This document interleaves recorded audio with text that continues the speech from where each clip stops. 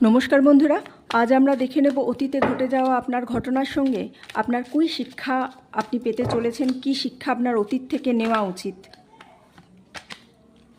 অতীতে আপনি প্রচণ্ড ইমোশনস ছিলেন, আপনার এই ইমোশনসকে কাজে লাগিয়ে কিন্তু বহু মানুষ আপনার থেকে আপনার এই ইমোশনসের ফায়দা তুলে নিয়েছে। আপনার যে চাইল্ডিশ স্বভাব, আপনার যে বাচ্চা ভাব আছে আপনার মধ্যে ম্যাচিওর হওয়া সত্ত্বেও, সেই বাচ্চা ভাবের জন্য কিন্তু আপনার প্রচুর ফায়দা তুলেছে, আপনার কাছের পরিজনরাই আপনার ফায়দা তুলেছে।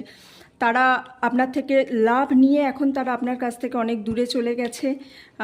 আপনার কিন্তু এবার অ্যাকশান নেওয়া উচিত। যারা যারা আপনার ফায়দা তুলেছে, যারা যারা আপনাকে ভুল বুঝেছে বা আপনার ভালো মানুষের সুযোগ নিয়ে আপনার কাছ থেকে চলে গেছে, আপনার উচিত এবার তাদের কাছ থেকে কিন্তু সরে আসা এবং আপনার নিজের জীবনটাকে নিজের মতো করে আলাদা করে একটি নতুন পাথে নিয়ে যাওয়া। আপনার জীবন অনেক ভালো হতে চলেছে বন্ধুরা, সেই জীবনটাকে ক্লেম করুন। অতীতে যারা আপনার ভালো মানুষের সুযোগ নিয়েছে তাদের কাছ থেকে